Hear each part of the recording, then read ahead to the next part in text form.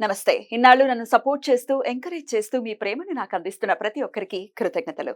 అలాగే ఈ వీడియో కూడా ఖచ్చితంగా మీకు ఉపయోగపడుతుంది. లైక్, షేర్ అండ్ సబ్స్క్రైబ్ చేసి మీ సపోర్ట్‌ని నాకు అందించండి. అలాగే ఈ వీడియో పట్ల మీకున్న అభిప్రాయాన్ని కామెంట్ సెక్షన్‌లో కామెంట్ చేసి తెలియజేయండి. ఇప్పుడు వీడియోని చూద్దాం. నమస్తే. Welcome to our channel. నేను పద్మిని. ప్రస్తుతం మనతో పాటు ప్రముఖ ఆధ్యాత్మికవేత్త, ఆస్ట్రోన్యూమరాలజిస్ట్, వేదిక్ వాస్తు స్పెషలిస్ట్, శ్రీ విద్య మరియు హనుమత్ ఉపాసకులు బ్రహ్మశ్రీ సిస్లా జయశంకర్ గారు మనతో పాటు ఉన్నారు. మాట్లాడదాం. సార్ నమస్తే సార్. అమ్మ ఆయుష్మతి భవ. సార్, నక్షత్రాల గురించి చాలా సవివరంగా తెలియజేస్తున్నారు. ఏ నక్షత్ర జాతకులు పాదాల వారీగా కూడా చెప్తున్నారు. ఏ ఏ పాదాల వాళ్ళు ఎలా ఉంటారు అనేది. ఇక భరణి నక్షత్రం ధరణిని వెళ్తారు అనే సామెత కూడా వింటూ ఉంటాం. భరణి నక్షత్ర జాతకులు ఎలా ఉంటారు అసలు? ఎట్లాంటి లైఫ్ లాంగ్ ఎట్లాంటి విధి విధానాలను వీళ్ళు పాటించుకోవాలంటే దైవారాధన విషయంలో ఎలాంటి దైవారాధన చేసుకుంటూ జీవితం ఎలా ఉంటుంది అనేది ఒకసారి మీ ద్వారా. తప్పకుండా అమ్మ.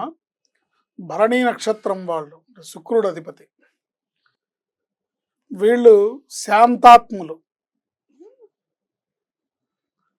చలచిత్తులు, స్త్రీలోలురు. అవునా? అరే, సోదర ప్రీతి గలవారు, ఎవడు మాన్యులు, ధీరులు, నియము గావింతురు. శాంతాత్ములు శాంతంగా కనబడతారు. చలచిత్తులు, ఈ క్షణం ఉన్న ఆలోచన మళ్ళీ ఉండదు, స్టెబిలిటీ ఉండదు. స్త్రీలోలత్వం ఉంటుంది, ఎందుకంటే బాస్ అధిపతి కదా, శుక్రుడు కదా. ఏంటి సోదర ప్రీతి ఉంటుంది వాళ్ళకి. మాన్యులు, గౌరవాన్ని పొందే స్థానంలో ఉంటారు. ధీరులు, నియము గావింతురు అంటే నియమం అంటే నియమ నిబంధనల్ని పాటిస్తూ ఉంటారు. అంటే కొన్ని ప్రిన్సిపల్స్ని పాటిస్తుంటారు, కొన్ని పెట్టుకుంటారు, ఆ వాటిని పాటిస్తుంటారు. దీర్ఘాయుర్దాయవంతులు, బట్ అల్ప సంతానవంతులు.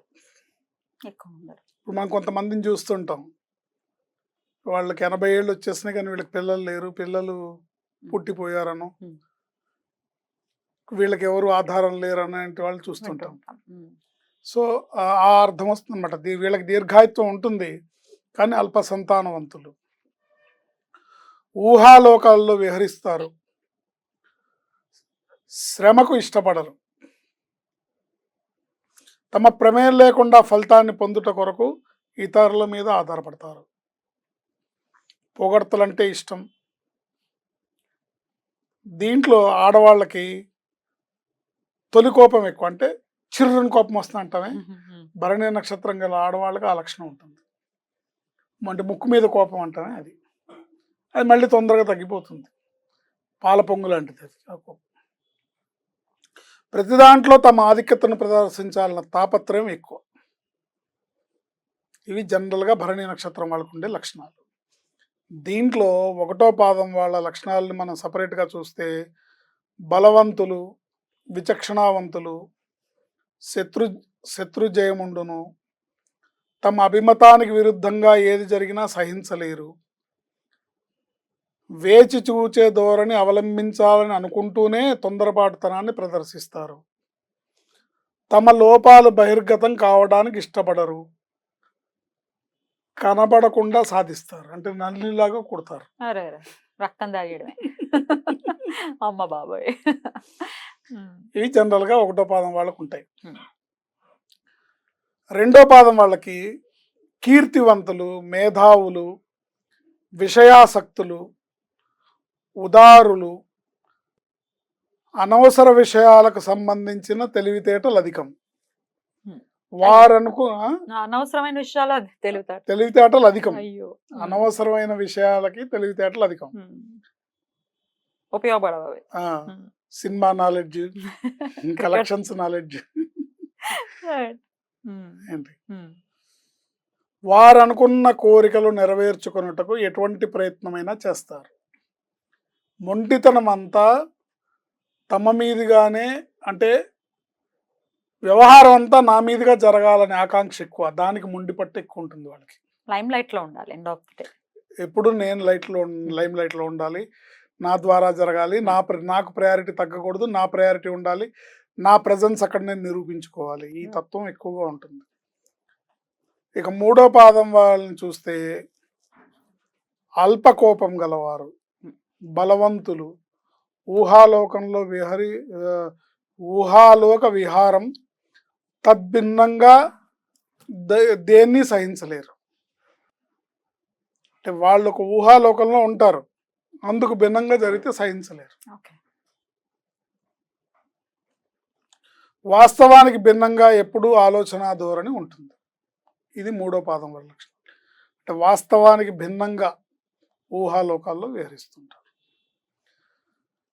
4వ పాదం వాళ్ళు భారీ శరీరం గలవారు, కోపిష్ఠులు, లేక మొండితనం ప్రదర్శన, లేనిది ఉన్నట్లుగా చూపిస్తారు, ఆడంబరాలకు ప్రాధాన్యత. ఈ ఆడంబరాలకు ప్రాధాన్యత అనేది ఈ 4 పాదాల వాళ్ళకి ఉంటుంది. భరణి నక్షత్రంలో పుట్టిన 4 పాదాల వరకు ఇది కామన్ పాయింట్. ఆడంబరాలకి ప్రాధాన్యత, షో ఆఫ్ ఉంటుంది. Show off. బ్రతిమాలించుకోవడం ఇష్టం, వాళ్ళని బుజ్జగించుట సులభం. అమ్మా అయితే హ్యాపీయే.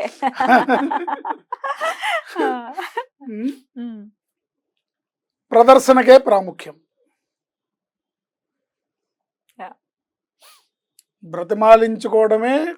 బ్రతిమాలించుకోవడం ఇష్టం, బుజ్జగించడం సులభం, ప్రదర్శనకే ప్రాధాన్యం. పరుచూరు బ్రదర్స్ డైలాగ్ లానే ఉంది. ఓకే. సో ఇవి యథావత భరణి నక్షత్రం వారి లక్షణాలు. అయితే వీళ్ళు ఎట్లాంటి సార్, ఎట్లాంటి విషయాలు మార్చుకోవాల్సి ఉంటుంది, అలాగే ఏ దైవారాధనని ప్రత్యేకంగా చేయాల్సి ఉంటుంది సార్?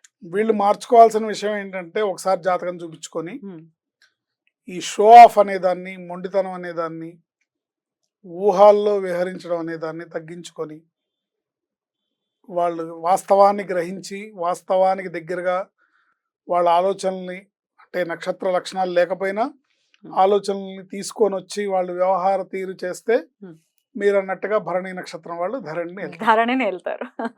సో డెఫినెట్ గా షో ఆఫ్స్ అనేవి డెఫినెట్ గా at one point of time తెలిసిపోతుంది కదా, వీళ్ళు షో ఆఫ్ చేస్తున్నారు పైన. అదే అందుకని దాంట్లో జాగ్రత్తగా కొంచెం కేర్ఫుల్ గా, అంటే మన బిహేవియర్ లో మనం అప్రమత్తంగా ఉండాలి.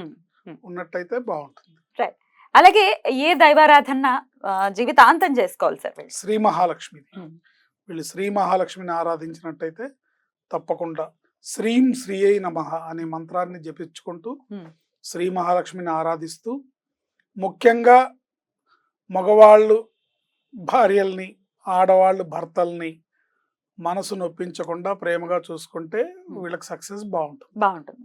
అద్భుతం. అంటే ప్రాక్టికల్ గా చేసుకోవాల్సినటువంటి రెమెడీలు, అలాగే లక్ష్మీదేవి అండి చాలా బ్యూటిఫుల్ గా ఎక్స్ప్లెయిన్ చేశారు. Thank you so very much. ఇక నెక్స్ట్ ఎపిసోడ్ లో కృతికా నక్షత్రం గురించి మాట్లాడుకుందాం. నమస్కారం అండి. ఐష్మతి.